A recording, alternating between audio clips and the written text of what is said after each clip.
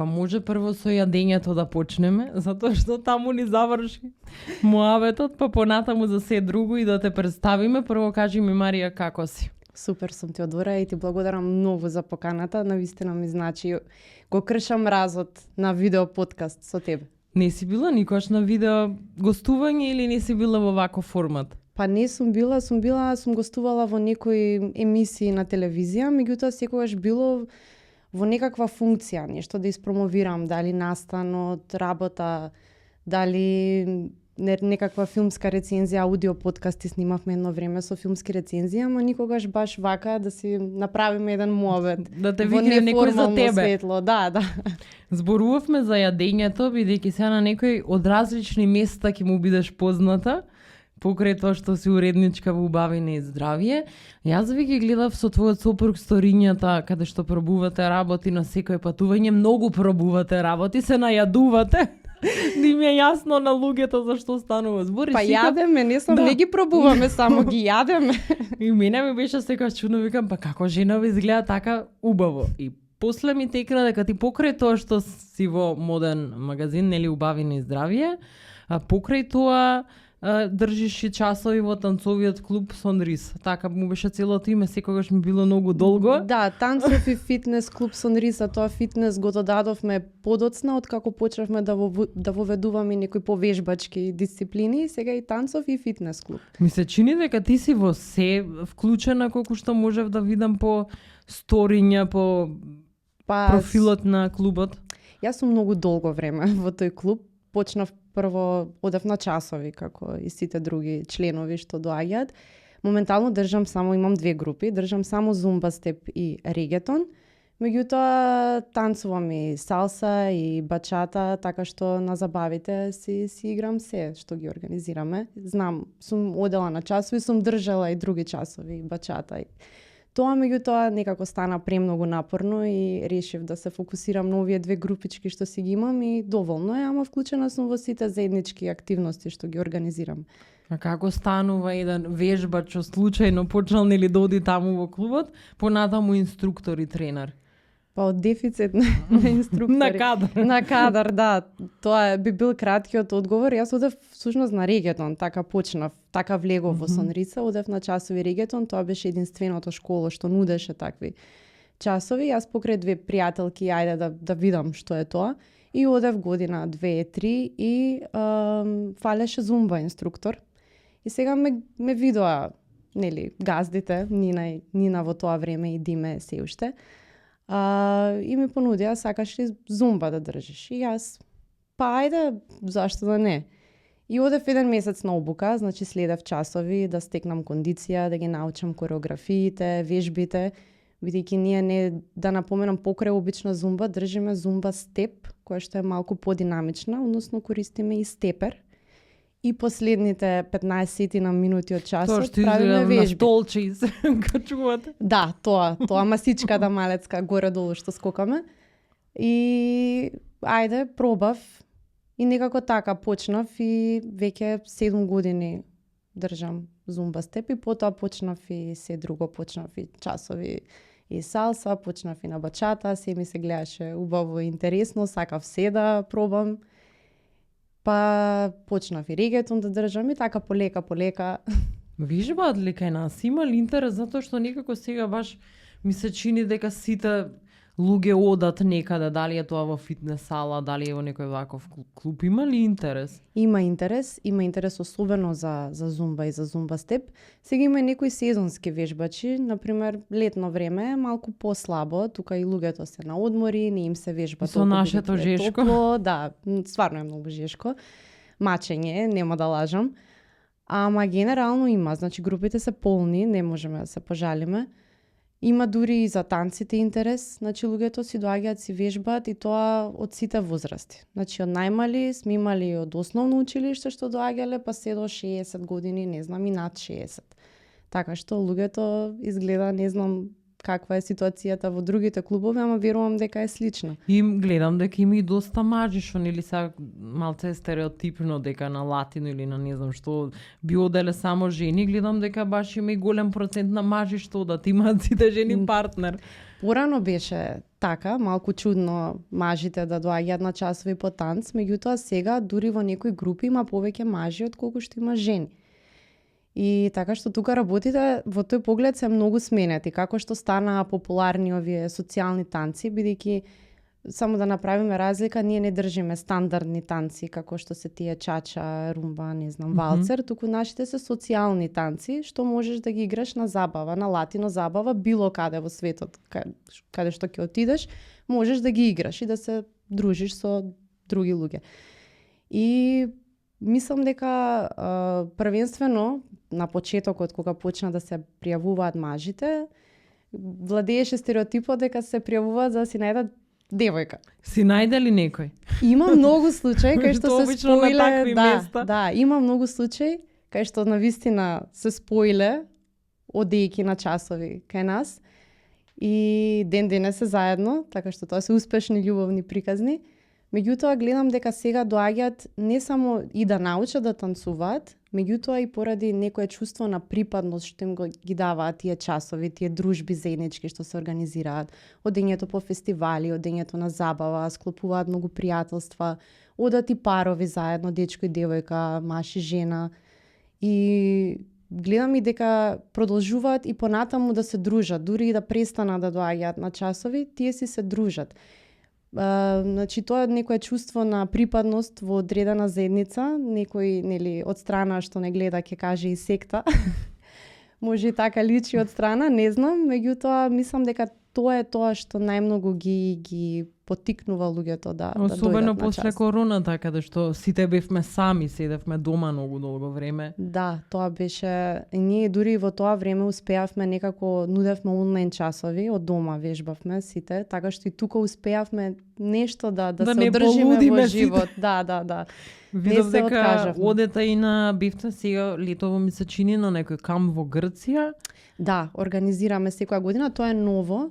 Претходно организиравме баш салса фестивал, Ола Охрид се викаше, беше во Охрид, 5 години го организиравме. Сега се префрливме на Грција, тоа е малку помал фестивал, не е ни фестивал, значи повеќе е како викенд, дружење со наши членови, со луѓе од Македонија, значи нема луѓе од надвор. Ние ги држиме часовите, инструкторите од Сонриса и лани беше повеќе фитнес со вежбање, оваа година беше со танц. И има интерес и е порастеретено, луѓето си доаѓаат, кој за плажа, кој за вежбање, ама нема врска, тука сме сите се дружиме. Нема редослед некој распоред војнички. Има часови, се знае од толку до толку саат е тоа, меѓутоа, нели, прилично е растеретен, не е да биде напорно или интензивно, како што знае да биде на тие викенди. На овој стресен живот и тоа што ти работиш неколку работи истовремено, колку вежбањето и музиката ти помага барем психички малце да олабавиш, иако и тоа е тешко, мислам, физичка работа е наспроти оваа другата, но колку ти помага тебе да се олабавиш, да ти е некој издувен вентил, ајде да кажем, од секој ден што се ни се случува нели на сите. Да, многу ми помага искрено, бидејќи што и да се случило во денот, сега ќе звучи клише, меѓутоа во тој еден час додека сум активна и додека има гласна музика и јас играм или вежбам, што и да е, навистина не мислиш на ништо друго. Значи тој еден час ти си фокусиран тука за твоите членови, за луѓето за кои што се дојдени тука да го следат тој час и ништо друго не е важно во тој момент. И навистина е многу убаво и осеќам дека имам некој баланс, бидејќи од таа работа што имам преку ден, тие 7 часа седачка пред компјутер, одеднаш имам можност да се раздвижам, што ми е многу важно. И многу убаво секој човек да го има, бидејќи знаеме седентарниот начин на живот колку лоши последици може да остави врз здравието и врз психата и врз се. И колку е да тој муабет клише дека вежбањето и физичката активност, нели каква и да е, дека е многу поважно за психичкото здравје отколку нели понатаму телото и се друго кој што да посакува да постигне ќе си дојде самото по себе, ама колку ментално олабавува кога вежбаш. Па и тоа ми е многу убаво кога некој од членовите ќе ми каже настрана тоа резултатите ослабел, не ослабел, тој не е толку важно, но кога ќе ми каже леле толку имав стресен и напорен ден, едва и чекав да дојде зумба за да се растеретам малку, да се опуштам, да ме наполните со позитивна енергија и нема поубаво тоа кога ќе ти го каже некој. Тука се потсеќам зашто го правиме ова со танцот, со вежбањето и со Па да, и не е малце, мислам, не работиш мал временски период веќе со вежбањето, ако пресметаш колку се 10 години, не е воопшто малце. Да, 10 години во Сонриса, а претходно и на други места, мислам, сум танцувала од секогаш, од мала, сум испробувала различни танци за да видам каде ќе се пронајдам и ама ова некако ме задржа веќе 10 години. А има ли нешто ново што планирате да вклучите, бидејќи гледам дека не знаев дека се викаат социјални танци, ако има сосема смисла, бидејќи нели на многу журки светот се играат, да се воведе нешто што да речеме во Македонија досега го немало, гледам сега дека дури во Србија тоа можеби е поради групата на луѓе што имаат од Африка што живее во Белград. Гледам дека имат и неколку клубови и ресторани. Видов дека таму веќе има во неколку клубови воведено Afrofusion, што мене ми е премногу добро, затоа што кога живее во Прага, сосема случајно запознав едно такво друштво што две девојки од нив држаат часови во еден таков клуб. Тоа е пренапорно, не знам, бидејќи овие другите танци никош не сум ги играла, ама е пренапорно и е воедно и многу интересно и баш ме интересира дали никош кај нас во Македонија некој ќе го донесе. Тоа е апел до вашиот клуб да размислите. Прво да најдете тренер, бидејќи тоа претпоставувам дека не од латино американскиве танцови е сосема поинаку. Да, различно е и многу е тешко да се воведе нешто ново кај нас, бидејќи на почетокот луѓето се прилично затворени кога ќе слушнат нешто што им е непознато.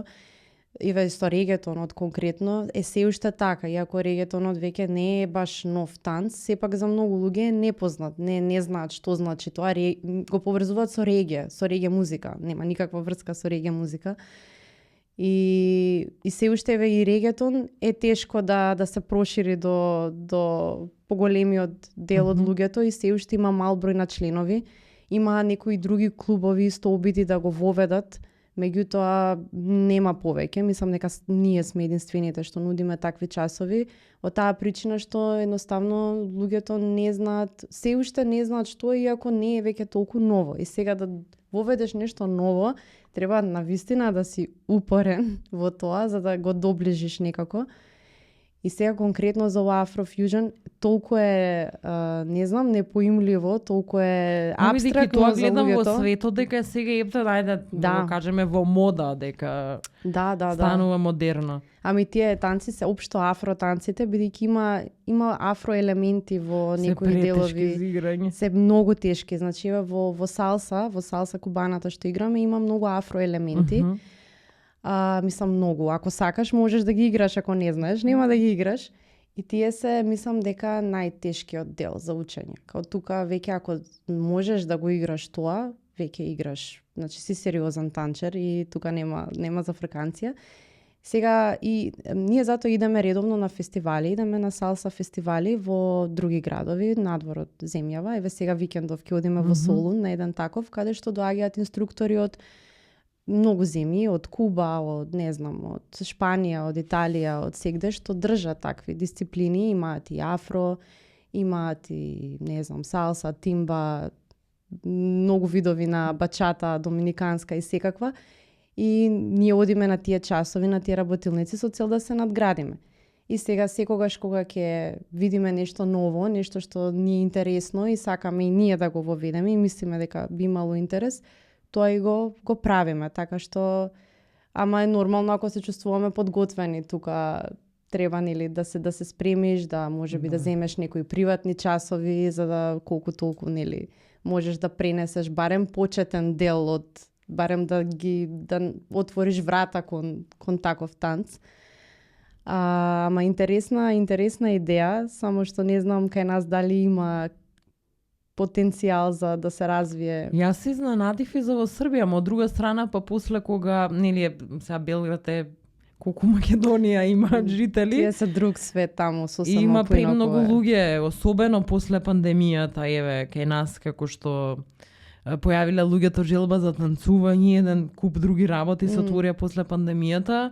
Гледам дека па дури во Македонија има многу странци кои се преселија и живеат као диджитал номадс, веќе нашиве земји им се изгледа интересни.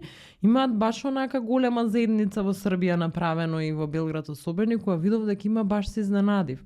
Ама тоа видов дека дечкото што го држи клубот е човек што е од Уганда. И сега нели не би можеле ние да знаеме колку нив да играме. Да. Затоа што повеќето колку што знам нив им се баш традиционални танци, као нели македонец да не знае да игра право оро, барем со тоа што сум зборала со повеќето од нив им се традиционални танци тие. Има многу и баш на овие фестивали кај што идеме, има баш конкретни такви афро. И обично се поврзани со богови одредени, нивни некои богови. Изгледа многу убаво. И изгледа многу убаво и многу е тешко, ама они стварно во тој момент се исклучуваат. Јас мислам дека како во некој транс скроз се поврзуваат, не знам, со богот, со музиката, со нешто и обично се нели на удирачки инструменти, ритамот баш и е доста специфичен и тоа да се гледа е стварно неверојатно, да се направи малку потешко, ама вака е ептен. Супер, еве баш одбегнувам афро часови, пошто ми се малку тешки, ама еве сега малку ме поттикна да отидам на некој сега викенд. На неколку, мислам не на часови, на таквите журки, кога ни покажува некои основни чекори и кога игравме со нив таму и она Кизомба беше, Кизомба. Да. И јас сутредната видов на телефонот дека вечерта сум имала направено 15.000 чекори, а не можев да станам од кревет, као да мене некој ми давал тежина да дигам или не знам колку да вежбам, затоа што не верувам дека можам да воспалам мускули толку кога сум пробувала бачата да играм, бидејќи буквално нели целиот терет и сет е епте на нозет. Да. И општо со танците цела вечер да играш, тоа не е мала работа, воопшто сете боли утре дента и рамо. Дека така изгледа се лесно. Да, ама на нога си цело време се движиш и имаш истегнување на раце. Афричкиве наспроти овие, латинските, например, се посензуални, лесни во смисла на дури кога се играат, се малце така пофлертувачки, поинтересни. Да. А афричките се баш силни, треба физичка сила, ептен да имаш, аз мислев, викам како не. Не, тешки се многу, јас знам, после 1 час афро бев и имам многу движење со рамења. Гледа колку ме болеа рамењата после тој час, а се чудам од што, се знам, не сум вежбала, викам, зашто ме болат толку рамењата, кога ми текна вака дека правевме 1 милион пати. Викам, да, добро, окей, јасно ми е се. Така што, ама супер идеја да се поведе нешто ново, дефинитивно. Јас размислував нешто повеќе во насока на комерцијални танци, ама еве сме пробале, сме имале, не знам, Urban Hills на подпетици да се игра некои такви работи. И има интерес еден период и после кога станува тешко, малку се откажуваат луѓето, бидејќи сепак не знам, доаѓаат нели за забава и за све и сега никој не ќе да се мачи на час ако стане претешко, ама треба да се остане упорен, дефинитивно. Еве од регетонот уште не се откажувам. Не, мислам има место секогаш, не ретко кога е полна групата, меѓутоа не се откажувам, си го терам. Кој сака нека дојде. А се откажуваат и од регетон или трендот е секаде ист? Па се менуваат, дојдат нови, ќе се откаже некој, па пак ќе се врати, нели, различни периоди во животот, некогаш си позафатен, некогаш немаш време толку колку што би сакал да имаш за да можеш да доаѓаш и на танци, се менуваат. Ама секогаш има, до сега не било да престане групата за да нема епидемија. Па да, гледам, мислам, често ми излегува и кога се отвара некој повеќе слободни места, вие сте на неколку локации, нели? Да, на две сме, да. Во аеродром и во Дебармало сме. Што пак е релативно па ајде блиску 2 точки некој низ градов, ко кафе лесно градов, достапни, тие се достапни да, ако ништо друго.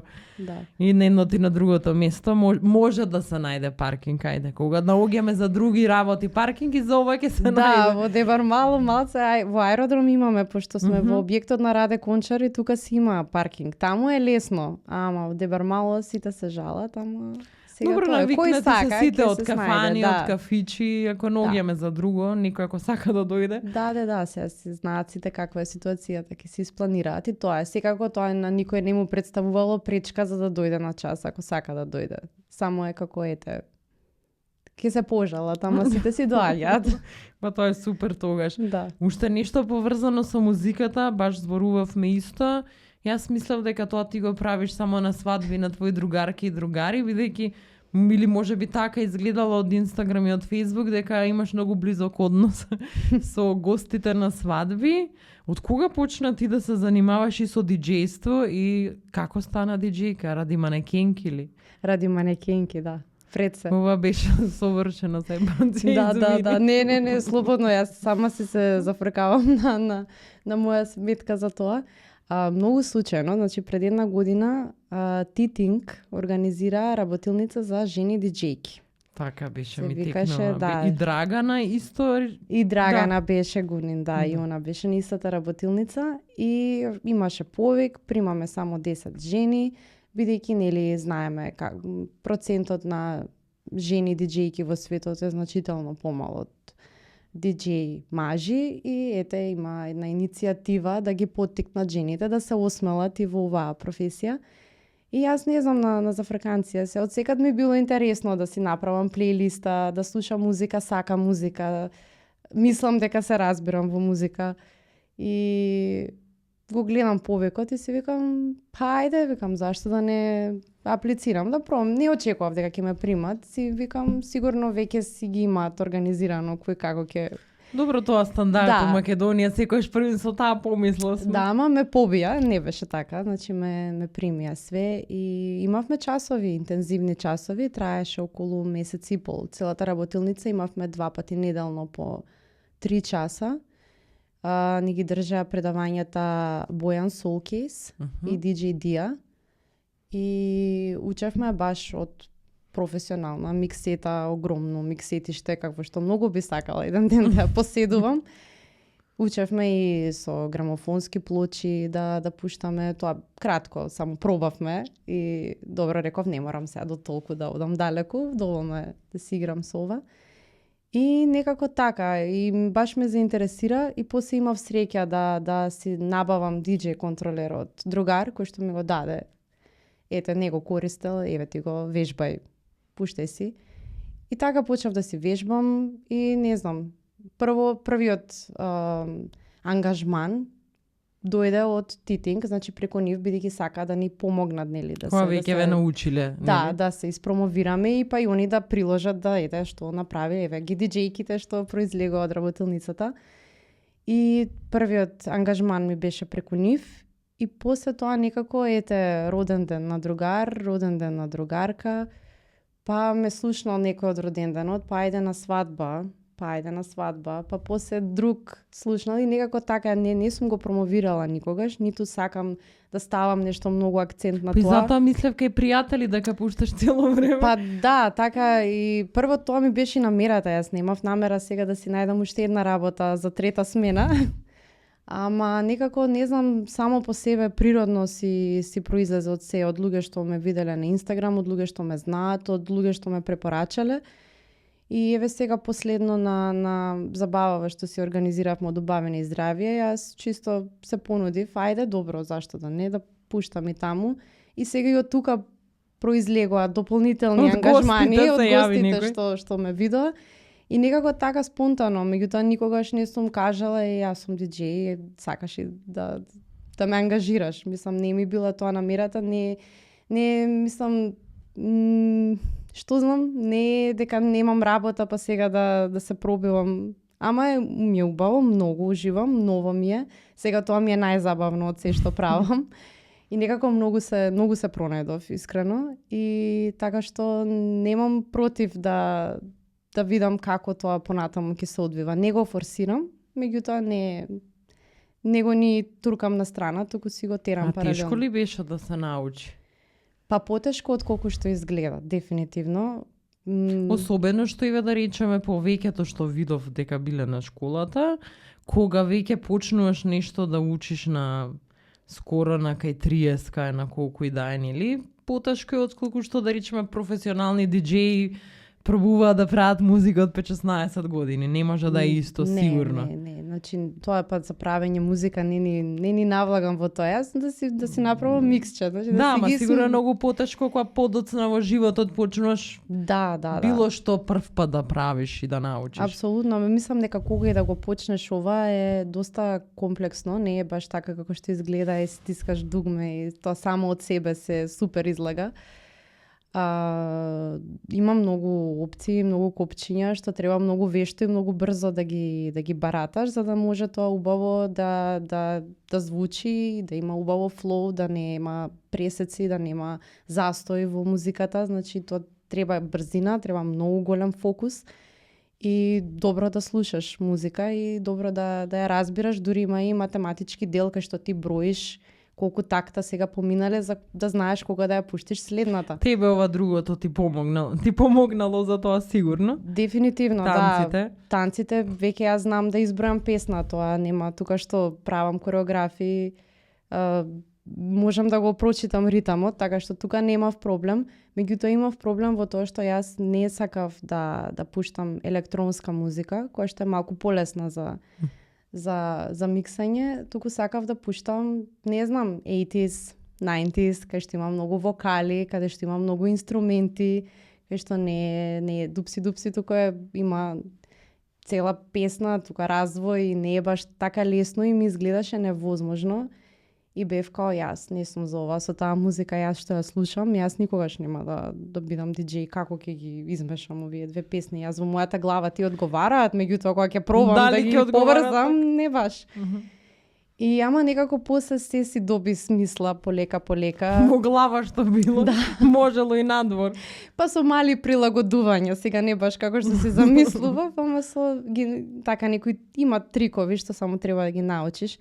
Сега и на YouTube има толку многу туторијали, толку е се лесно достапно. Ако сакаш да си отвориш, да си видиш, да си поднаучиш нешто и сам нормално не е исто како кога некој ќе ти покаже, многу е потешко. Сами не е тоа целосна информација, туку добиваш само мало парче од приказната и сега ти треба да го споиш останатото.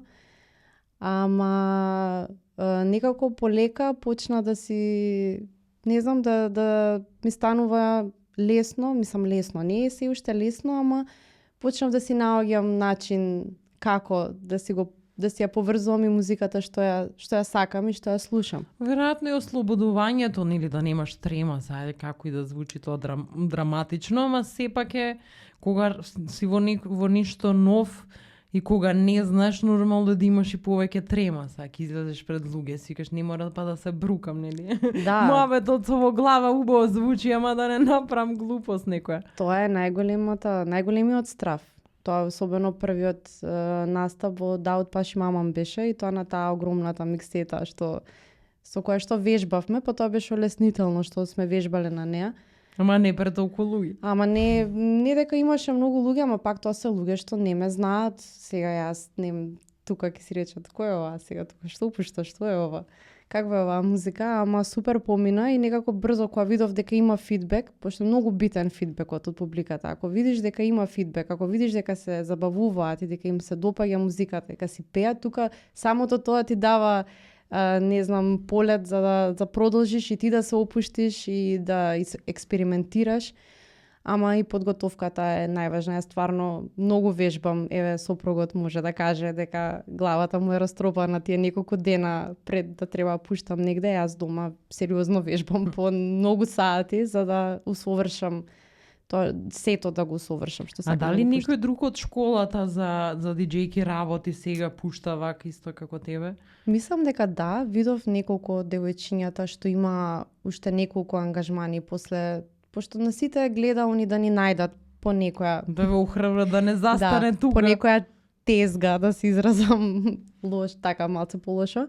Значи сите има шанса да се испробаат. Да почнете од некаде. Да, и мислам дека некои и има повеќе, после видов дека пуштале и на некој друг настан, видов и во кафич, не знам, Бруталиск, мислам дека се доста отворени за по нови диџеи, да речеме. Така што има, мислам дека излегоа доста така амбициозни и потенцијално сериозни диџејки од таа работилница и мислам, навистина сум благодарна за таа прилика. Ретка можност е да се испробаш во нешто толку, не знам, необично и скапо, бидејќи опремата навистина кошта. И поразлично, можеби не поразлично тоа ти што го работиш, но на некои други од групата или на надвор од групата што се пријавиле, а не ги примиле, можеби некоја докторка се пријавила, зошто да не пробаша, сакала диџејка да биде цел живот. Апсолутно, имаше од различни профили. Супер беше што немаше возрастна граница, бидејќи тука ќе падневме многу сите. Мислам, голем дел бевме 30 на 30. Што си работа нешто сосема друго, ама ете зашто да не пробаат и стварно беше супер можност. Имаш и помлади девојчиња, имаш и средношколки што допрва се развиваат и беа многу подобри, бидејќи веќе пуштале, не знам, ваму, таму, веќе и би имаат поинаку од нас пораснато, нели со малце поголема Да, достапност на компјутери и на се што... Да, точно. Колку и да ние збориме, има самата го спомнати јутубот, информациите што сега ние ги имаме, да сме ги имале као многу помали, може би ти ќе си научила во средно да пушташ се. Карикирам или нешто друго, ама убавината во денешно време е што нели сакаме само да збориме лошо за интернетот, ама има еден куп работи што јас од кога се заразив со Afrofusion, сега си пуштам и на YouTube и си учам сама да играм, па си наоѓам некои групи, па со луѓе зборам, ама тоа нели ако физички не можеш или финансиски да отидеш некаде, интернетот е убавата работа што секаде може. Ја што викам, за секој човек ќе си најде нешто, ќе си најде што те интересира. Да, дефинитивно и имаш тука и мрежување и само треба да знаеш како да го користиш. Живееме во мал град, колку релативно мал град ако споредиме со други метрополи во Европа, колку би нашла ти жени што сака да бидат диџејки во Скопје, 10. Да. Нели? Да, добро, сигурно има и други пријавени, ама интернетот е тоа што не спојува и што ни помага да се најдеме секој у интересот свој. Да, апсолутно. Само тоа треба да го користиш, нели, во таа насока, да не заборавиш зошто е пред се интернетот. Значи, кој ќе те видам друг пат дека пушташ, да знам дека е теско. Да, може би не, зависи. Да, пошто викам колку се весели луѓе во Алалдија, да не се другари, не знам. Викам добро. Тоа е трикот, значи мораш да си однесеш неколку хајпачи на атмосфера што ќе скокаат пред тебе и да прават атмосфера уствари. Да. Тоа сериозно мислам да почнам да го делам хонорарот за тие. Што е прават атмосферата. Дали има, пошто тоа и диџеј професионално што работа, тоа го кажуваат и кога почнувале и дури сега, особено што не пуштаат само електронска музика, те замарат ли луѓе да доаѓаат да им пушташ песна? Да. Тоа... Мислам, те замарат да се напорни, ќе се напијат на пола веселба и да мора да се пушти нешто по секоја цена. Да, ми се случило. Ми се случува секогаш кога пуштам, дури што знаат дека не треба да ми бараат песна, пак доаѓаат и бараат. И мислам блиски, што сум им кажала, слушајте, нема нарачки, знаете, и они ги понесува веројатно атмосферата и сакаат да си ја слушнат песната во тој момент и доаѓаат да побараат, ама тоа е многу тешко. Значи јас тоа не сум го разбирала предходно, бидејќи јас сум била една од тие што барале песна. И сега го разбирам, уствари, колку е тешко ти песна што воопшто ја немаш во лаптоп, одеднаш да ја измислиш, да ја ставиш во лаптоп, значи ти треба да го трнеш програмот, да ја симнеш песната од, не знам, од YouTube, што е многу лоша опција, бидејќи од YouTube ако ја симнеш квалитетот на песната е лош, треба да исполнува или одредени стандарди. Не можеш само да си симнеш од YouTube и така да пушташ, особено не на добро озвучување, тоа ќе звучи катастрофално. Че треба да ја најдеш од тој програмот еден посебен од кај што ги симнуваме песните. И тоа е практично невозможно ти, ако ја немаш веќе песната во твојата плейлиста, да му ја пуштиш на некој. Сега, ако некој побара песна и мене ми се случило да ја имам, ќе му ја пуштам. Тука немам зашто да не ја пуштам. Меѓутоа, ако воопшто ја немам, стварно не можам да помогнам тука и тоа е тоа. Како сега што го објаснаш, не можеш на журка да го објасниш? Да, ама тоа не можеш на журка и само му правиш за 5 песни и тоа го повторуваш цело време. И ќе заврши журката или ќе забори, затоа што сите диџеи буквално го кажуваат. Тоа не само диџеи, пејачи, дека мада што за тоа се управо сите ние имаме побарано песна, мислејќи дека баш тогаш мора нас песната да ни ја пуштат. Да, или пушташ тотално различна музика и одеднаш доаѓа некој бара нешто што врска нема со тоа што си го пуштил до сега.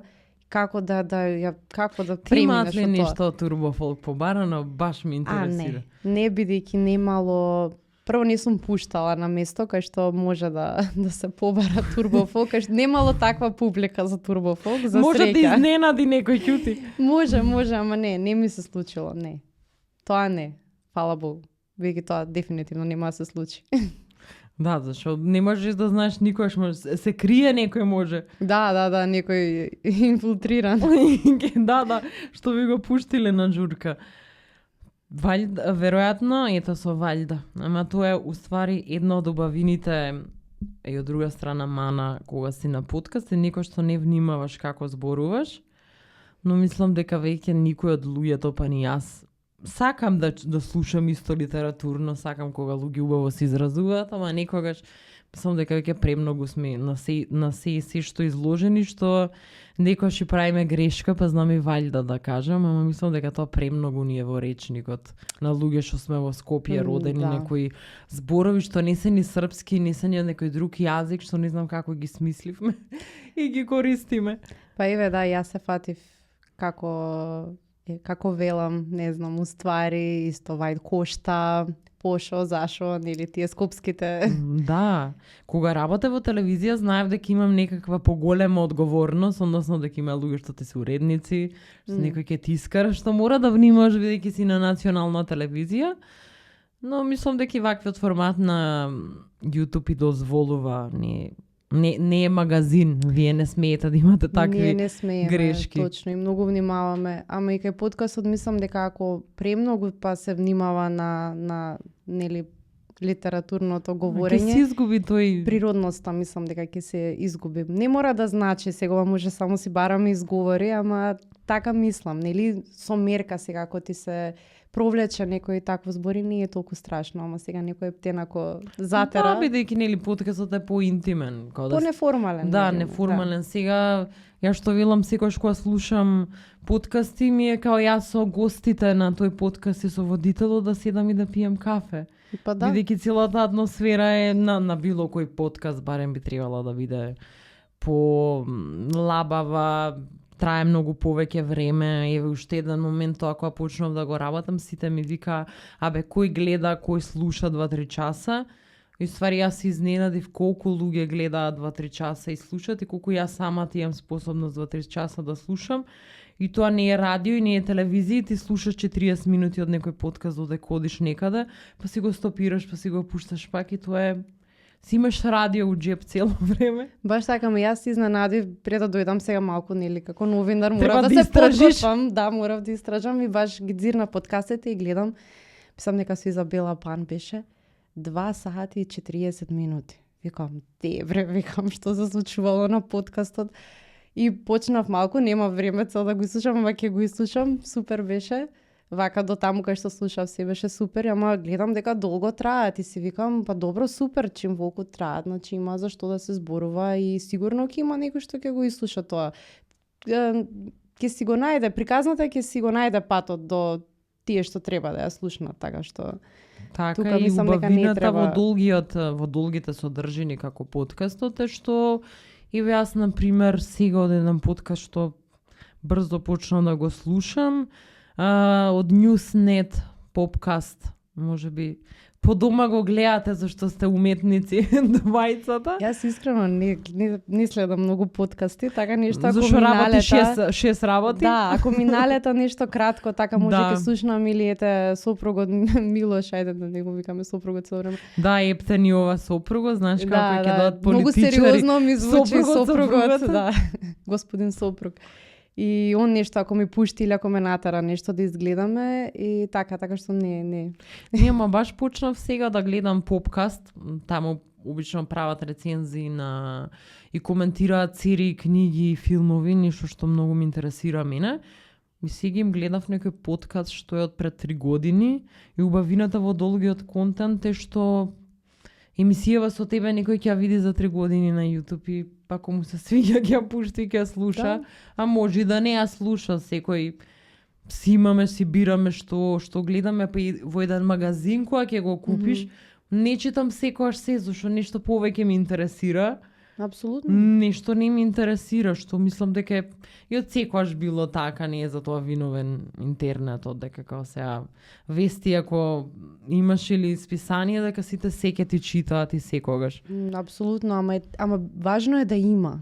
Значи да имаат избор. Секој ќе си најде нешто. Да, секој ќе си најде. Некој ќе сака краток и си го слуша краткиот, некој ќе сака 2 сати да си гледа подкаст, ќе си го гледа, ќе си го слуша. Битно е да има. Јас тоа викам, значи, убаво е кога има. Што повеќе и различни подкасти на различни теми, во различни формати, значи само нека има.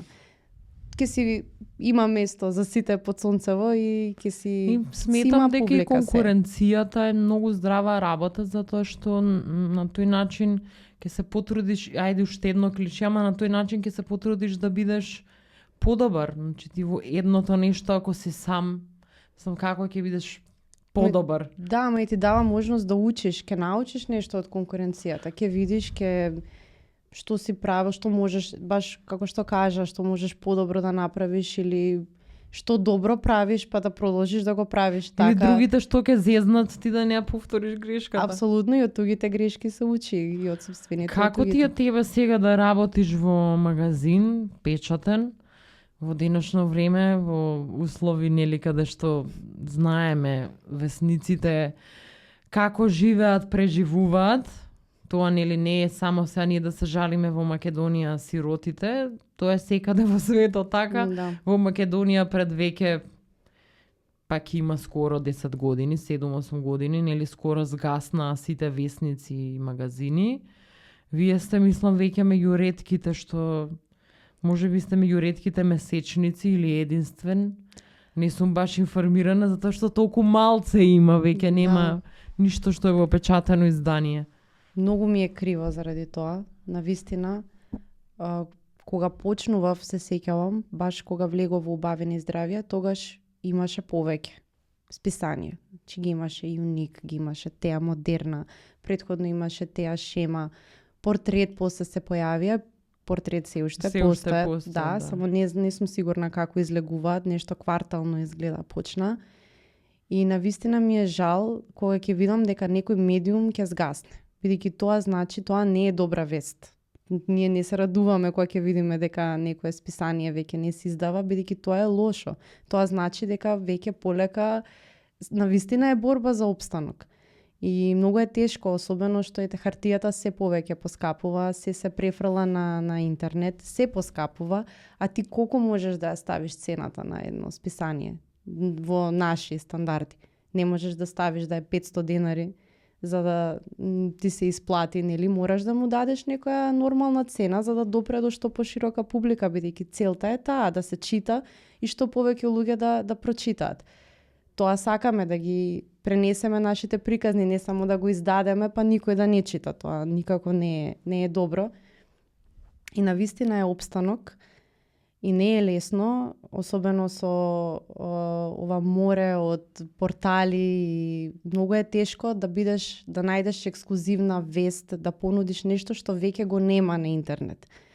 И не знам ни дали е возможно, ама... И да не е стара вест кој ќе опуштите во напечатање. Да, тоа е најголемиот проблем. Со интернетот веќе се е достапно и мораш многу внимателно да бираш и да гледаш што ќе понудиш внатре во содржините. Значи во тој однос е навистина предизвик да се направи едно списание што ќе биде квалитетно и што ќе има убави содржини и корисни содржини, не само нели да, мода, убавина, се тоа е супер, меѓутоа мораш да понудиш и нешто повеќе, нешто што ќе инспирира, што ќе едуцира и колку што е предизвик, толку е и убаво кога ќе видиш дека нели целта си ја постигнал, дека има читатели, дека се радуваат што се уште излегуваме, што не се откажале од печатените медиуми, што им е драго и уживаат кога ќе фатат нели во рака. Друго е кога ќе нели кога го допираш списанието, хартијата, мирисот, се е некако мултисензорно искуство. И е цел ритуал. Искачаш, излегуваш од дома, идеш во табакон или обично се уште по табаката, пилјари, што и да сега ги нема тие нели зелените будки што ги викавме привремените објекти каде што весници каде што се продава, е цел ритуал и ајде искуство сега сака да го кажуваат поново. Одиш по цигари и по весник. Па луѓето одат на работа или се враќаат од работа. Е цел ритуал за потоа да седнеш и да го читаш. Да, не е исто, нели, со телефонот можеш тоа, ама навистина не е исто. Значи јас кога не си ти повикана зашто јас кај вас дадов интервју, ово увертира да кажам на следниот муабет, кога го чекав списанието да излезе, затоа што јас тоа се зезав и дома, дека секогаш сум сакала да има мој интервју во списание. Значи, остај телевизија, дали значи списание да одам и да кажам, еве види во весник ме има. И дека одев 2-3 пати да прашам, нека девојче само тоа надвор што го гледаш, и тоа беше стариот број, изгледа додека излезе нели новиот. И кога отидов во табако и си го зема весникот и отворив, гледав кај е сторијата за подкасти и си ја видов сликата интервјуто, значи тоа е посебна радост, не бидејќи јас бев, ама и другото кога го читаш дека си со весник во рака. Апсолутно, и имаш некаков материјален доказ останува од тоа, дека ти си дал некаде интервју, си кажал нешто, некој го прочитал тоа, значи некако, барем за мене, многу поголемо значење има тие такви материјални докази, отколку тие некаде пуштени во етерот. Не дека ги потценувам, меѓутоа е посебно искуство кога ќе го види, кога ќе си ја видиш ете сликата на страница испечатена. Да, тоа е као документ онака како на нотар да ти завериле сега. Има као тежина, види, стварно во книга ми има во списание. Да. И навистина е штета тоа што се случува, ама баш секаде е таква ситуацијата. Еве и во регионот истото се случува со лепотите и здравјето, бидејќи ние работиме, не знам колку се информирани луѓето, дека работиме според лиценца, според српска лиценца, лепота и здравје. И неколку фирми сме во регионот што го издаваме истото списание, нормално си имаме нели наши содржини, но имаме право да ги користиме и нивните. И всушност работиме по одредени стандарди што ги имаат тие поставено. Значи страниците ни изгледаат според тоа како треба да изгледа убавено и здравје списанието, со што ние немаме ништо против, бидејќи нас не се допаѓа како изгледа. Навистина е направено според највисоки стандарди, светски стандарди, значи тоа се примери од светски списанија, не е дека некој не треба топла вода да измислуваме, тоа е, треба само на пазарот да се прилагоди. Да, дефинитивно. И не знам, навистина ми е жал што тоа се случува и еве се трудиме, не ни е списанието единствениот извор на приход за да обстоиме. Нели кога разговаравме, малку ти спомнав, ние имаме и портал, вебсайт што совршено функционира. Организираме настани, конференции, сега се подготвуваме за регионалната конференција Профемина, која што треба да биде во ноември. Таа веќе организирате веќе ова ќе биде, да, 8 година ќе биде ова, да, веќе почнавме со подготовките, сега тазе се спремаме за тоа, уште од сега на време да си патиме како што е редот, не во 5 за 12. И водиме и социјални мрежи, значи пробуваме, имаме и онлайн шоп, значи многу работи правиме, се со цел да го одржиме тој медиум кој што е многу важно да обстои според мене. И еве 16-та година веќе, значи ова е следнава сега 2025-та ќе биде 17-та година како постои и навистина се што друго работиме од страна е за да обстои магазинот. Значи само со магазин, само тоа да единствениот приход нема шанси да се обстои. Мора да размислуваш пошироко за да... Ама и не е само за магазинот као магазин, као форма на медиум. Работата е што може би затоа јас започнав подкаст на вакви теми со вакви луѓе, вклучувајќи ти и тебе меѓу нив, затоа што тоа се работи што ги нема по другите медиуми. Вие дури да бевте само сајт, а да немаше магазин, не би требало ни тоа да го снема, бидејќи е нешто што е поразлично од се друго што постои. Да, и не можеме ние сите во новинарството да работиме само политика и истражувачко новинарство, иако се премногу важни. Тие не може па никако не смеат да згаснат и да ги нема, но како за другово што го спомнавме неколку пати, и во новинарството, и во водителството, во медиумскиот простор, треба да има за секого по нешто и сите да работиме нешто различно. Би било штета темите што ги покривате вие, ако ги нема кај вас и може уште на едно-две места каде ќе одат во вести на телевизија. Да, баш сега една анекдота да раскажам во врска со ова. Имав прилика да се запознам со еден наш поранешен амбасадор и сега тој ме прашува со што се занимавам, каков новинар сум. И сега јас бев као, па не сум од тие истражувачките, не се занимавам, викам, со политика, убавина и здравје. Ми вика, тоа е многу важно, вика, списание за жени и во војна ќе се чита.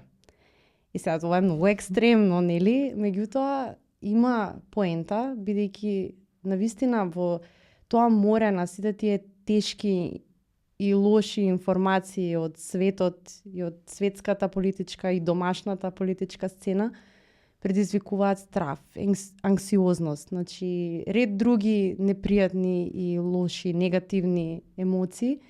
И на луѓето во такви тешки периоди им треба забава. Им треба забава, им треба инспирација, им треба едукација. И сите тие елементи ги содржи тоа едно женско списание што ете вака не истражувачко новинарство или не знам што, но е многу важно за менталното здравје на општеството. Не само на жените, и мажите го читаат, и има и машки теми во кои што и тие може да се пронедат. Се тоа женско списание, нели е малку да, така е зборот. Добро, тоа не го смисливте вие, тоа постои со години, нели, принципот на што е женско списание и некогаш женските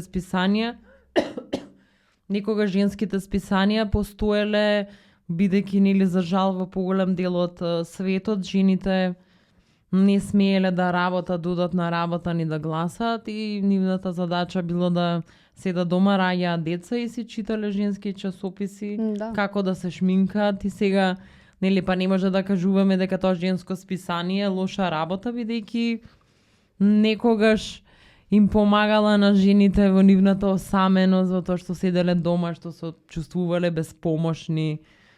Мислам дека затоа и се многу важни таквите списанија. Апсолутно, ние сега не можеме да го сватиме, ама да. Во некој друг контекст. Само што сега општеството е во таа насока кај што читателската публика се зголемува и не е ограничена само на жени, дека само жените го читаат, сега го читаат и мажи. И навистина многу мажи тоа ми го имаат кажано.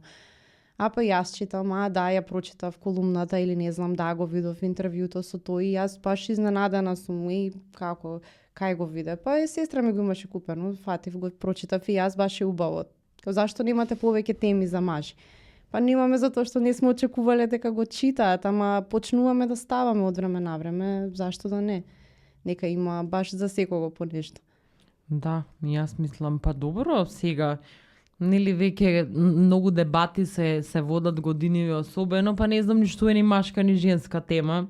Ете, школа за диџејки имаше. Да, апсолутно. Сега тука веќе и многу ми е драго што е така, скроз се поместуваат границите и тие некои нели од претходно поставени сваќања, што е супер според мене, искрено, нека прави секој што сака да прави. Да, секој што го прави среќен и нека не им штети на другите. Апсолутно, додека не штети на другите. А што сакаат најмногу читателиве да читаат, бидејќи нели на сајтот ми излегува многу често, на Facebook, на Instagram ми излегуваат приказни.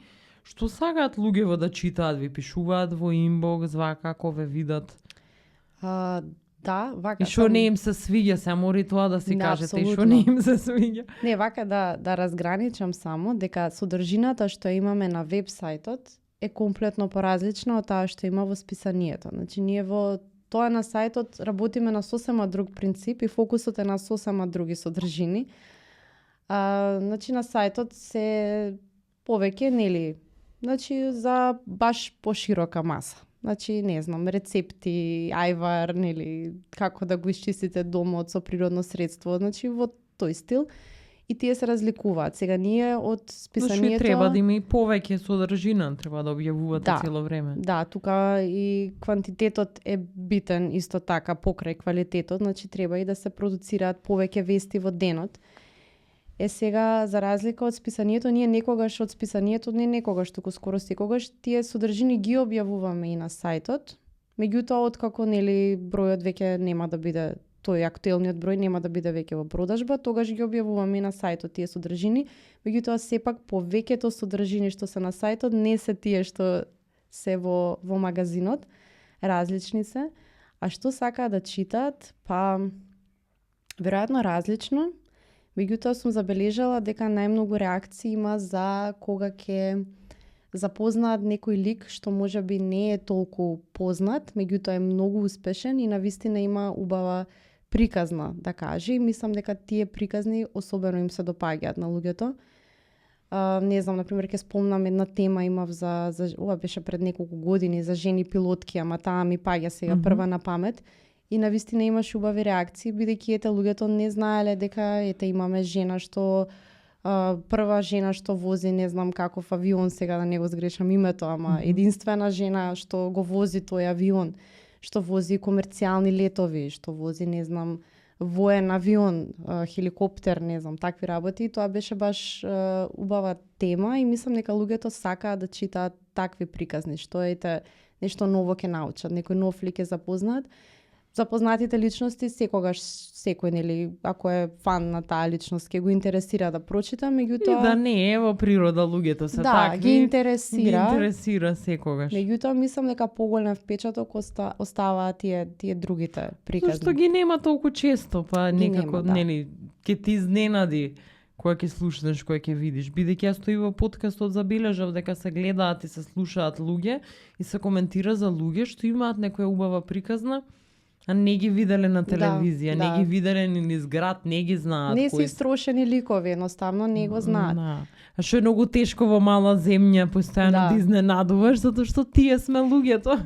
Тоа е најтешко. Мислам дека сега веќе после 6 години мислам дека сум во убавени здравје, навистина ми не дека да свртиш веќе. Не дека ги нема, ама треба да ги најдеш и многу е тешко да најдеш некој нов, некој што не е слушнал никој сега за него и ти по некоја случајност го знаеш од некој канал и многу е тешко. Тоа мислам дека ми е најголемиот предизвик моментално, бидејќи веќе познати величности горе долу сите си ги свртел по и они свртеле секаде, нели, промоција на нешто се појавиле, мора да се појават. Да, ама еве и некој да е потешко достапен, веќе си го имал, тие се ликовите. Колку и да е тешко достапен, јас што викам кога тогаш ќе дојде, зашто и од нивна корист да се појавуваат секаде, ќе се појават сегди они по медиуми. Да. И после пак ќе ги вртим исто. И тоа е, нема, стварно нема, фалат луѓе. Има се појавуваат нови, добро, и фалат уште, да има повеќе, различно е од Србија, например, не знам, регионот има толку многу. И ние ова баш со колеги многу го имаме зборувано.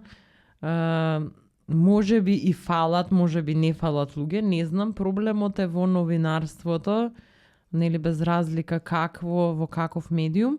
Проблемот е што ние пустите мораме да работиме 6 работи за да живееме. И доколку би можело некако да се вратат некои времиња, некои работи од некои времиња, односно да можеш ти ако си се определил да работиш во ова, да го работиш само ова и да зимаш доволно пари. Ти ќе имаш време денеска да одиш да пиеш кафиња по град и да збориш со луѓе, за да дојдеш до луѓето што ги нема по медиумима. Кога од Сабајле го снимам подкастот, попладне правам нешто друго и нешто трето утре, како ќе ги најдеме луѓево? Апсолутно. Ние, бидејќи смислата на новинарството и напишувањето е ти да си постојано со луѓе, како инаку ќе најдеш информации. Ама сега се сменет и работите. Сега дури и луѓето, особено по младите генерации, Gen Z, нели тие, толку се имаат навикнато дека комуникацијата се врши исклучиво преку Инстаграм, што дури не ни сакаат да остварат средба во живо или дури не телефонски разговор. Значи, они самите одбираат да биде се по пораки. Дури кога сум понудила сакаш ли ете да се видиме или било што, најчесто било па не е подобро на мејл, да си размислам. Значи, самите тие или ќе оставам јас телефонски број или ќе побарам ако сакаш да се чуеме, чисто да знаеш со каков човек, збориш. Да. Најчесто одбираат да не. Значи, не реално и за нас новинарите е многу полесно јас да не морам да свртам на 10 броја во денот, туку само да пишам, значи факт. Да. Ама и од другата страна веќе толку почна да се прифаќа тој принцип на работа како нормален, што веќе е чудно, што не е добро, ама веќе им е чудно на луѓето, ете на кафе кој ќе ги викнеш. Да, или па дури да им се јавиш, да им побараш број, кај дури тоа, значи ај кафе више Многу. друго ниво, значи само да се чуеш чисто онака. Од па јас сега за едно снимање што го договара во октомври месец, но човекот што требаше се сретнеме, се договаравме, викам добро, во ред утре ќе дојдам и ми објаснува што ќе снимаме.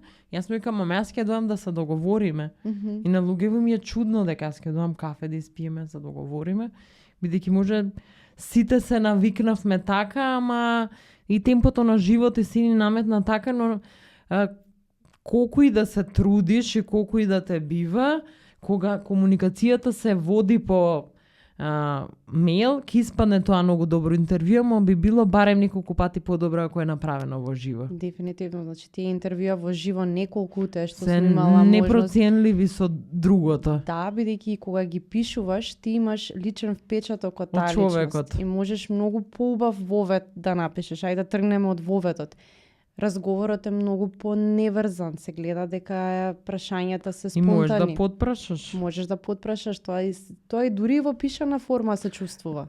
Тија колку и да пробувам да изглумам во пишана дека е спонтан разговор, тоа не е исто, како може ќе успеам до негде, ама нема да биде така автентично како што би било кога навистина би разговарала со тој човек во живо. И можат многу поубави прашања да произлезат од таа средба, отколку јас од тие што сум ги смислила. Бидејќи јас он ке ми врати одговори, ама јас сега тука сакам уште да подпрашам, а нема готово толку тие се одговорите. Да, мислам дека некако така се навикнавме и нема кадар, предпоставувам и кај вас сте мала редакција. Многу мала редакција, значи навистина имаме ние надворешни соработници, меѓутоа тие што соработуваме меѓу себе, што сме секој ден заедно, сме многу малку, не знам, 10 сме, од кои што 3-4 работат на магазинот, на списанието. И сега тоа нели остава само јас да сум таа што треба да ги направи сите интервјуа и разговори, ете уште еден човек можеби или двајца, ама пак се тоа малку за ти да покриеш цел месечник од 100 страници со убава содржина. И сега гледаш да си го лесни животот и ти самиот и да завршиш побрзо. А и сама си даваш задачи, тоа е па потешко, нели? Да, тоа е уште, да. Ако ти дае некој да ти рече 4 теми напиши ми, па некој друг за тебе мислел.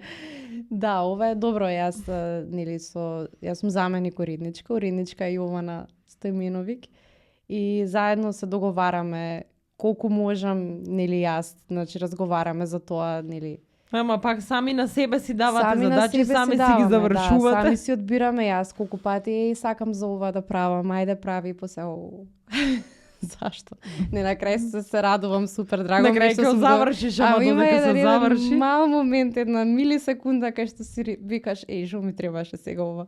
Особено ако е нешто покомплексно и така опипливан. И претпоставам летно време и празници кои се секогаш вие потешко и луѓе да најдете. Тоа мислам ко сегде во професијава. Јас летото толку имав надежи дека многу работи ќе сработам прв пат и бидејќи немав газда после многу долго време, и некако себе во исчекување. Многу работи не зависат од тебе, сите луѓе не се у Македонија, не се у Скопје, кој е под дома, кој е било каде. И ем не си одморен као што треба, ем ништо не е сработено и сега во септември на сите луѓе им се брза и си реков другото лето ќе одам јас на неплатен одмор. Па, така е. Бидејќи во вакви професии сите работа турбо до кај јули, после тоа е на 50 степени, нема вие профемина да правите, нема двајца луѓе да дојдат на жешкото. Да, така е. Затоа правиме двоброј. Значи јули и август не обично двоброј, зашто знаеме каква е ситуацијата. И септември е уште критичен, кога треба да се направи, сега више готово се враќаат луѓето полека. Се вратија сите од одмори, освен тие што се Занзибар, Бали, негде екзотично, другите се сите тука, така што окей, може да работиме сега. Што конкретно спремате годинава, колку и да можеш да зборуваш за конференцијата? Па можам да зборувам, бидејќи мислам секоја година фокусот е на се што е од интерес за жената и ќе се состои пак, како и секоја година, од повеќе панел дискусии и кейс студии на различни теми. И темите се вртат околу денешните стандарди за убавина, околу старењето, околу потоа не знам, жени на лидерски позиции имаме теми.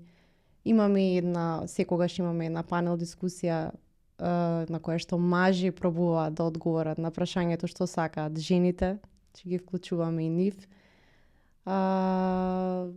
Имаме секогаш интересни приказни, инспиративни приказни со победа или борба со некој животен, здравствен предизвик од било каква природа. И секогаш гостуваат многу експерти од различни области. Присуствуваат и познати личности кои што јавноста ќе има шанса во малку поинакво светло да ги види, да ги запознае, па и да ги праша нешто, бидејќи се панел дискусии, после секоја панел дискусија има можност да се поставуваат прашања. Така што е навистина многу убава конференција, која што трае цел ден, значи е од 10 часот наутро обично до 6 попладне.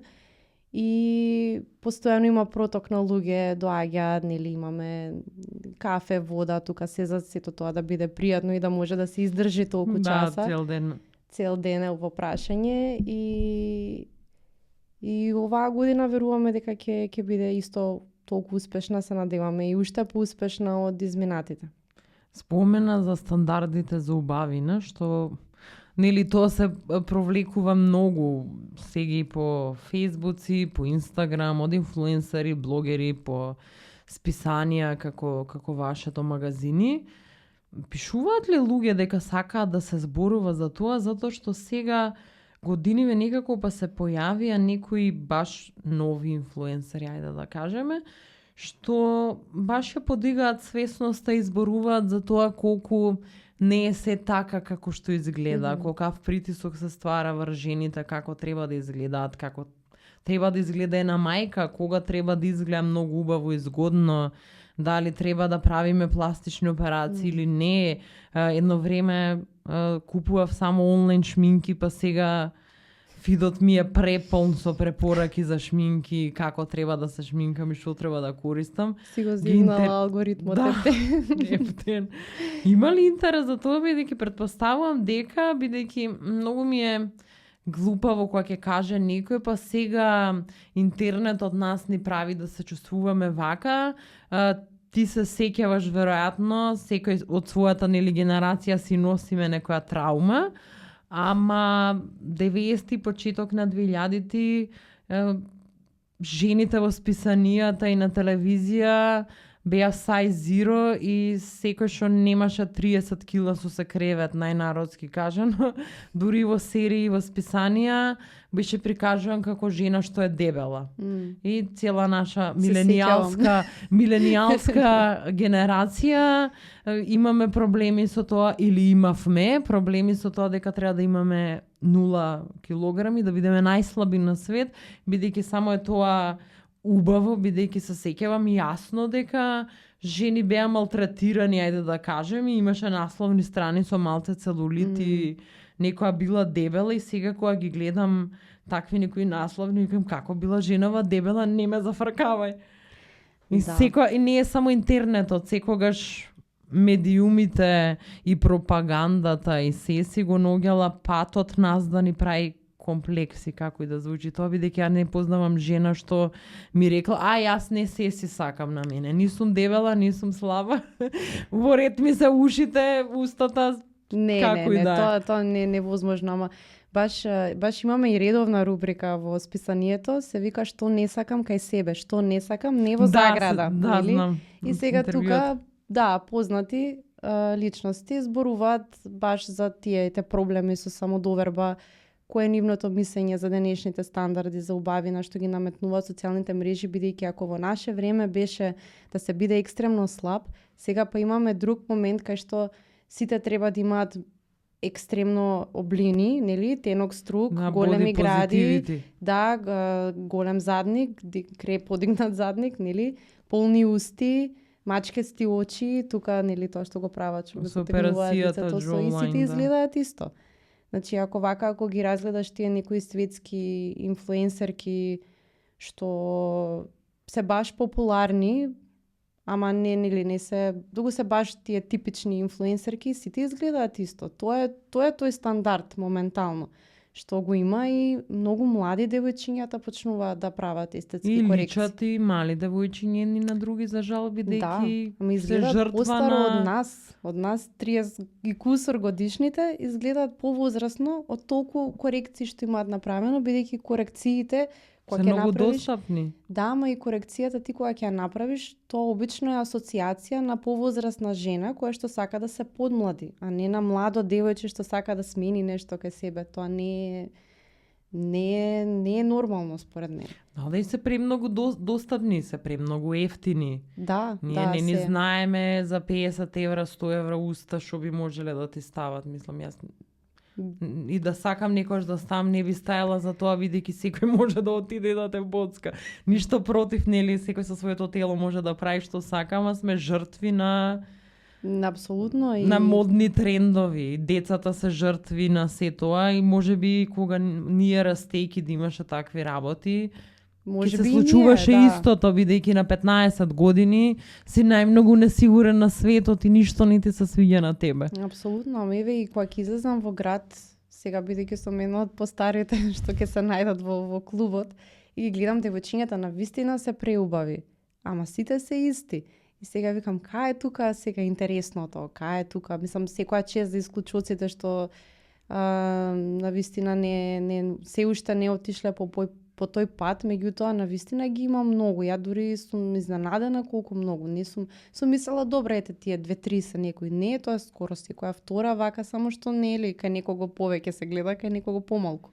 И треба за тоа доста да се разговара, бидејќи на крајот, мислам, на криштата, пак ќе кажам, мислам дека на вистина ние жените низ историјата до сега, и тоа мислам дека понатаму ќе биде така, сме жртви на одредени очекувања како треба да се изгледа. Што понатаму се наметнува, дали е тоа од модна индустрија, дали е тоа од фармациска индустрија, од што и да е, од пропаганда преку филмови, медиуми, ние сме секогаш, мислам, може тоа многу голем збор жртви, ама потпаѓаме по влијание и убаво што имате теми за обичните луѓе, бидејќи еве пилотката ќе ја споменеме, бидејќи кога некој ќе ја види пилотката како и да изгледа, нема да му биде важно, туку ќе се горде или ќе биде изненаден дека некоја жена за тоа што направила. Дека не е најважно како изгледа, нели? Апсолутно.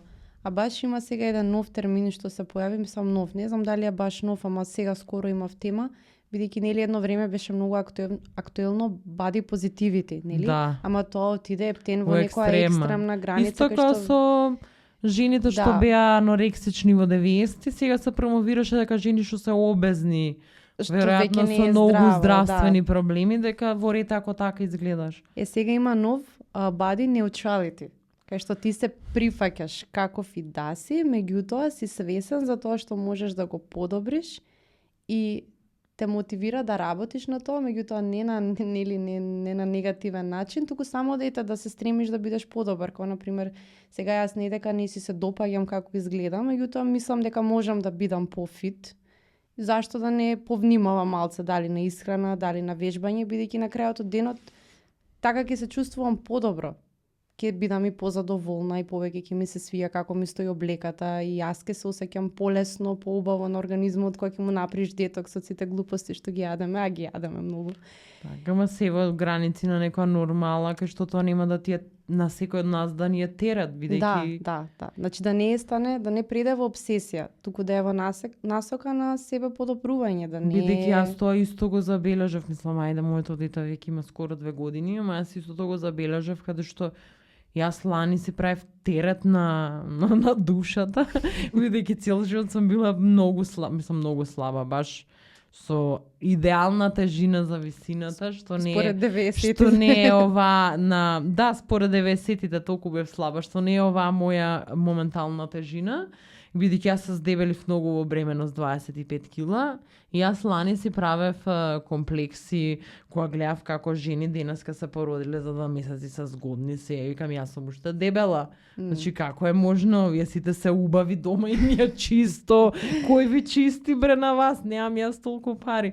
И работата е што не треба да забегуваме многу во екстреми, бидејќи знаеме ние дека е тоа само интернет, дека нему е на никој сјајно како што му е на интернет, но ти влијае, на сите ни влијае, не може да викаме дека сме освестени. Ја не се замарам, ама тука негде вака. Да, нешто те ствара некоја нелагодност. Ја па сега се опседнав со тие, ги гледам What I Eat in a Day и тие некои morning routines, ASMR, некои такви. И гледам станува, нели, во 6 бајле, па тука све е супер, средано, скоцкано, па зема тоа, некои креми, серум, не знам, за чистење, па предлегнување исто, цел ритуал тоа, па си доаѓа од работа, оди да вежба, па си прави вечера и си вака гледам, нема врска, мене ме релаксира, интересно ми е да ги гледам, си викам јас ова никогаш нема да го правам и треба да го прифатам тоа дека ја не сум од овој тип на луѓе, може и тие не се тој тип на луѓе, меѓутоа така се представуваат на Инстаграм, тоа продаваат. Меѓутоа битно е јас сама со себе да си речам во рете, не мораш така да живееш ако гледаш дека не можеш. Живеј како што можеш, максимум секој ден да извлечеш едно нешто направи од тие работи што си ги видела во видеото, не знам, ете направи morning beauty routine. Сега вечер, ќе видиме до вечер, има време. Кога ќе си дојам дома? Да, утре дента ќе направиш вечерна и пробај све и секој ден чекор по чекор, без притисок. Баш имав темата, ми се викаше таа за телесна неутралност. Баш ми се викаше само нежно кон себе. Значи, што и да правиш, што и да гледаш, сето дека те мотивира е во ред, ама не си ствари преголем притисок. Бидејќи пак сме си сите сами на себе најголем непријател. Тоа е факт. И споредувањето, мислам, многу е лошо споредувањето. Тоа е најлошо. А што не ги гледаме негативните работи, знаеш сега, можеби некој ти веќе те види на регетон како изгледаш и што си каса како може девојкава да е толку згодна. И сега ќе го слуша подкастот ќе чепа женава работи 3 работи. Ама не, ама и сите сме различни. И сите сме различни, ама ние не ги гледаме сите аспекти. И гледаме само еден дел и сикаме леле што убаво, ова си игра само. Абе сигурно си игра. И било кој човек што ќе го видиме дека нешто многу му е лесно, бидејќи на никој од нас не ни е лесно. Не, тоа е, секој си имаме нешто. Да. Секој си има и секој си е за нешто добар и во нешто е подобар од мене и во тоа е убавината и тоа треба да го имаме секогаш во глава, дека окей, тоа можеби е сега некој, не знам, некој идеал кон кој што јас можеби нема никогаш да го достигнам, а се стремам. Меѓутоа не можеби тоа за мене. Може би нешто друго е за мене. Не мора тоа што мене ми изгледа од страна убаво да значи дека јас треба да го правам. Мене истото ми беше со слабењето од лани, кога ја сватив дека секогаш сум била многу слаба и така едноставно сум била слаба. Тоа е веројатно без никаков труд. Да. Сум јадала многу, и само пешачев секогаш премногу. Ама сум била секогаш преслаба и кога јас најнаш во бремено се здебелив 25 кила и кога после си реков, вие ќе треба да се ослабат. И луѓе ти кажуваат што пробувале, што работи кај нив. И мене во мојата глава со тек на време, после година и пол, отидоа скоро 20 кила, ама јас сватив дека во мојата глава да јас си нацртам и сватам дека постои нешто како диета е тешко. Јас имам другарки што ќе речат од утре сум на диета, почињаат на диета, стануваат слаби, си се враќаат у нормала, јас не знам што е диета. Зашто никогаш не ми требало, реално не ми требало за, мислам, ке бев као манекенките од 90-ти, ако држев диети на таа килажа, ама не знаев што е диета, и сега еве ми треба, ама си реков дека нема да се измачувам за јас да имам... Не, ја одамна сватив дека со диетите, дека тоа не е решение, барем не е долгорочно решение. И... Не можеш цел живот така да живееш. Не, можеш, јас сум пробувала, а мислам дека е многу потешко да си бил слаб, па да се здебелиш, отколку да не можеш да ослабеш цело време, да не можеш да ги симнеш. Па така си навикна, зашто си цело време... Многу е потешко, ама мислам дека многу е поважно да си најдеш некој нормален режим на исхрана што ти одговара и што ќе те прави среќна, и истовремено нема да подразбира прејадување, нездрава храна и ти работи што е... И на крад на криштата, па и најважно да си здрав. Другото... Апсолутно, ако крвната слика вика дека се е во ред, тогаш сега мање више битно како нели изгледаш, ама сепак важно е да се чувствуваш удобно во своето тело. Да... И ти преска спомена еден убав муабет со зашто луѓето се отпишуваат од танци. Работите не доаѓаат брзо. Дури за тоа ти да сакаш да се здебелиш, да ослабеш, што и да постигнеш со телото, ништо не бива преку вечер. Да, и процес е, значи само треба да истраеш и да веруваш, trust the process, да веруваш на процесот, стварно, навистина не е преку ноќ. Јас имав исто случај кај што јас се здебелив 10 кила и тоа баш кога почнав часови зумба да држам, се здебелив 10 кила. Не знам, ја не ни приметив дека сум се здебелила, ете за среќа висока сум и некако фино беа вајда распределени. И јас со тоа си се тешам цел живот. И кога стапнав на вага, што ќе видам? И за да ги симнам и да дојдам до сега оваа килажа, што пак, нели, како, бидејќи сум жена, не сум задоволна и сакам, нели, тука некоја корекција мала да се направи во килограмите. Ама мене за да симнам 5 кила на здрав начин, без диети, со вежбање и со малку припазување во исхраната, ми требаше цела година. Значи не беше тоа за 2 месеца. Цела година за јас да дојдам до одредена тежина што ќе ја одржувам подолг временски период, а без да ги вратам тие старите килограми. И само калориски дефицит е мојот совет. MyFitnessPal апликација, мене тоа ми помогна. Јас тоа имам пред години кога не ни требаше да славеам, пошто така се нешто ми фркна. Ама мене па, например, тоа броењето на калории анксиозност ми прави, као криво се осеќам повеќе ако изедам. После кога ќе научиш, мене ми беше интересно на почеток, бидејќи ми беше едукативно да дознам која храна колку има од тој аспект, пошто не си знаел. И сега кога ќе видиш ти колку многу салата можеш да изедеш и да се најадеш стварно, а колку многу калории има во едно редче чоколадо, и малку поинаку мозокот почнува да ти размислува кога ќе се најдеш пред изборот што треба да го направиш. И од тој аспект сега јас веќе мене не ми треба апликацијата, бидејќи горе долу знам колку сум внела и знам кога сум претерала и знам кога ќе претерам. Значи тоа више свесно, ако претерам, свесно го правам, не од незнаење. И тоа ми е многу важно, што барем си знам. И очекувам и кога ќе се измерам утре дента, не сум изненадена, знам што сум изела. И најважно е физичката активност и еве као ти човек што си физички активен.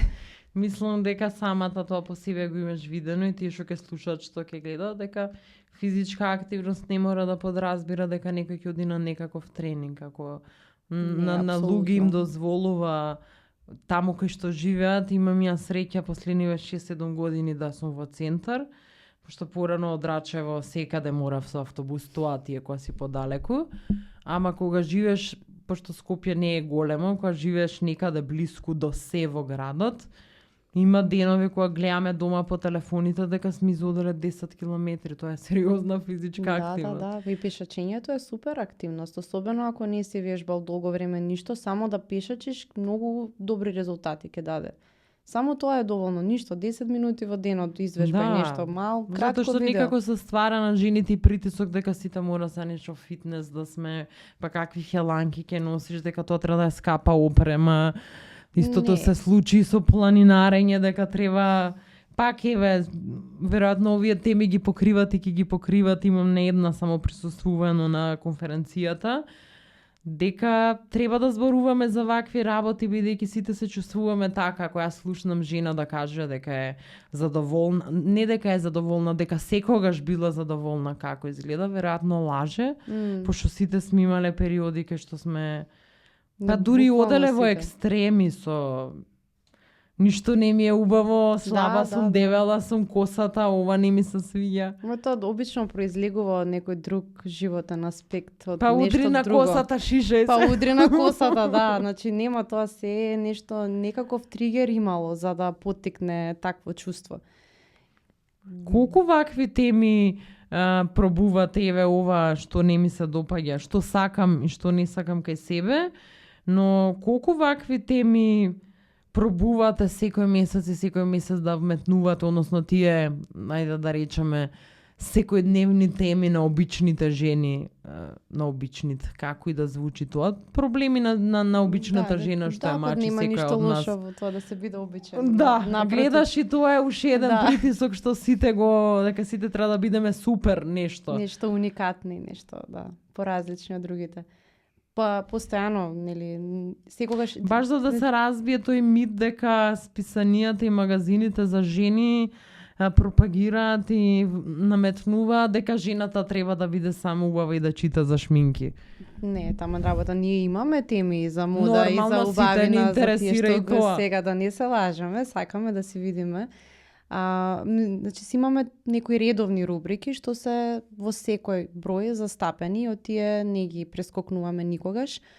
Меѓутоа гледаме изборот на темите што го правиме е според нели тоа што е актуелно во тој одреден период. Например, еве сега октомври е борба против канцерот на дојка, например, е тема за која што вреди и мора да се зборува секоја година, ако треба, никогаш нема да биде доста од тоа, така што ете една од темите што ни се во фокус месецов. Значи секој месец гледаме што е за тој месец важно и гледаме да сме во чекор со и светските трендови, бидејќи сепак, нели, мислам и треба да покриваме тоа што е актуелно и од надвор, не само кај нас. Така што застапуваме буквално секакви теми. Значи од патување, од инспиративна... репортажите твои ги читам. Имаме и патувања, рецептите се исто многу актуелни, многу ги сакаат и многу ги читаат. И тие се исто секогаш тематски поврзани со актуелниот период. Нели тие приказните што веќе ги спомнав, инспиративните приказни, имаме обично секогаш тема и за ментално здравје, значи исто различен аспект секогаш покриваме од тој сегмент. Не знам последно што имавме кога зборуваме веќе за тело и за надворешен изглед, за телесна дисморфија имавме една тема пред некое време, значи нели тоа е баш актуелно периодов, се зборува повеќе по медиуми, по инфлуенсери, блогери, гледам темата се зборува, ама и не е толку нешто што го слушаш секој ден. Не ни е ни познато колку и да се зборува. Не термин е малку кога излезе, не знам, керка му на Брус Вилис ли беше, што кажа дека имала телесна дисморфија и тука малку стана некако и непознатот зборот е така како се, што е дисморфија. Да, нешто тука, звучи чудно. И гледаме да покриваме такви теми што тоа е проблем што го имаат многу луѓе, меѓутоа не се зборува баш и можеби не ни знаат дека всушност постои такво нешто, дека многу луѓе го имаат, не си само ти единствен со таков проблем и не треба да се чувствуваш сам во тоа. Има многу такви луѓе и тоа сакаме да го пренесеме како порака, бидејќи Иако сме нели списание, мислам дека пак на некој начин успеваме да дадеме поддршка на читателот кога ќе се пронајде во некоја тема и ќе свати дека не е сам. Сме имали и гледаме да застапиме секогаш и луѓе со некои поразлични здравствени предизвици, што исто така може би некој друг го има, а ете не знаел дека постои друг човек како него. И тоа е... Добро, тоа не е една од задачите на медиумите, да подигаат јавна... Да. Мислам, во јавност да се подига свесност на одредени теми, бидејќи иако е магазин за може би некаде го класифицира дека е само за ентертејмент, дури кој е само за забава, мора да има етичност и во тоа и покрај тоа да се подига свесност за некои работи, бидејќи вие сепак подлежите на закони, на регулативи. Апсолутно. Не е таму само некој портал без импресум. Тебе може да те тужат и ако нешто си зезнал и да те добијат на суд и тебе исписанието, имате и таква одговорност што луѓето може би не ја сваќаат, тоа е одговорност ако печатиш списание и си пријавен како медиум. Да, баш го кажа, голема одговорност носуваме. Не е баш се едно ти што ќе одбереш да пласираш во твојот медиум. Многу е важен изборот. Мислам дека многу е најважно е да се изберат темите. Ова го повторувам повеќе пати, бидејќи кај нас некако ти го кажа самото тоа со амбасадорот, која со пола уста си кажала, ма јас мода пишувам, дека ние некако и во самата јавност погрешно ги сваќаме тие работи во еден совет. Новинарите што прават рецензии на храна, што се травел блогер, музичка индустрија што покриваат, утринска програма што покриваат, се правени многу платени, многу познати, многу ценети во други општества, кај нас е па дури во самата фела као што била новинарка таму за трачеви пишувала. Да. За жал така е, ама тоа е до нас. Тоа е и сам...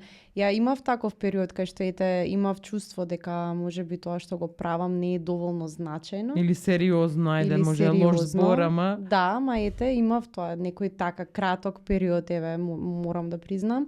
Меѓутоа сега веќе го немам, откако веќе сум долги години, откако луѓе ми кажале дека одредена приказна допрела до нив. И тоа ми е многу важно. Значи, до еден човек да допре, значи си завршил работата. И значи дека е многу значено тоа што го правиш, бидејќи не знаеш на кој, не ќе му го смени животот, ама навистина до кого ќе допре, навистина не знаеш. Може би баш во тој момент токму тоа му требало. И сега тоа е, за жал, малку неблагодарна работа, што немаш, не се баш опипливи тие резултати, не знаеш каква трага оставаш, не знаеш каква промена предизвикуваш, бидејќи е печатен медиум, друго е онлайн, има коментар, има шер, има лайк, тука нема ништо. Така е, само списанието, не знаеш кој го чита, кој што мисли. И во најголем број случаите никој може што ќе го прочита, не знае ни како изгледаш ако те види да ти кажеш, нели? Мислам, предпоставувам, ама дека не е така, мај да карикирам. Не, ама така е, мене не дека ми треба нели тоа признание, ама ми значи кога некој ќе ми каже дека му се допаднало. На сите ни треба валидација сега, нели, да не претерува. Да, ама убаво ти е да ти каже некој за тоа што си го сработил, дека е па и да не му помогнала некој да ти каже дека е убаво направено. Апсолутно, да, си значи, нема тука што, нема без нели лажна скромност, ама и без тоа важно е да не заборавиме дека тоа што го правиме значи вреди и дури да не го добиеш аплаузот нели во моментот, сигурно остава некаква трага. Само тоа да не си го заборавиме, дури ако немаш моментално признание. Што мене ми беше од претходно работев на друг медиум, многу добро развиен веб портал и сега имаш тука шерови, лајкови, коментари, гледаш дека луѓето го читаат и одеднаш си во печатен медиум и штама. Немаш фидбек. Шок малку сигурно. Немаш фидбек никаков. Немаш представа дали тоа што го правиш е како што треба или не, ама си доаѓа со текот на времето. И таа сигурност во тоа, бидејќи е пак и само доверба во прашање. Нормално е да си несигурен кога почнуваш нешто ново. Кога не знаеш нешто, па и така е, и е најубаво да немаш само доверба некоја лажна и замислено, затоа што кога не знаеш, а си многу самоуверен, тоа е многу лоша работа, најлесно се клизнува, така. Тоа е најлошо. Иако сега нешто викаат fake it until you make it, не јас не сум за тоа. Мислам, бидејќи нели сите викаат, ќе се заборави 3 дена ќе те зборат. Утре за 20 години на детето моје да му текне да прочита нешто од мене, се стои во интернет просторот и ја да се брукам, јас навистина не би сакала. За некого може функционира. Да. Тука се и до карактер. Кој како може, овој пат е потежок, ама не знам, не е за секого се. Да, јас сум од тој тип што сакам да се подготвам. Сакам да знам дека сум добро кажа дома спремна. Колку време пушташ музика за свадба. Да, значи не икам да отидам така и да си речам, ја знам, пуштено ми е, што биде, ќе се снајдам. Сега имам и такви моменти ќе се снајдам кога е неопходно ептен, кога е баш итно, ама најчесто гледам стварно бидејќи тоа ми дава мене не знам, тоа ми помага да ја победам анксиозноста, бидејќи јас имам многу проблем со анксиозност. Ја уште ако не се подготвам, готова сум тука, ќе ми изед. Мене тоа ми се луѓе интересни за мене кога вика, демек тебе послободна си, немаш гајле. Јас на пример, кога сум морала да бидам модератор на нешто, да сум дел од панел, јас имам страшна трема. Кога има камера, мене ми е гајле бидејќи кај да сум била, да сум работела и сега, кој да го гледа, јас луѓето не ги гледам како ќе реагираат. Некој ќе го гледа ова кузни што ќе збори, ама дома се кара со телевизорот, ми е гајле. Да, баш ама кога си на сцена, кога има и рефлектори, луѓе, не дека на луѓето туку ми е гајле дека некој ќе ти се смее, ама си правиш филмови. Да. Ја толкава тремаџика сум што на луѓе не им се верувала, ама тоа ти што кажеш, се подготвувам. Зашто јас мислам дека знаењето ти дава само доверба.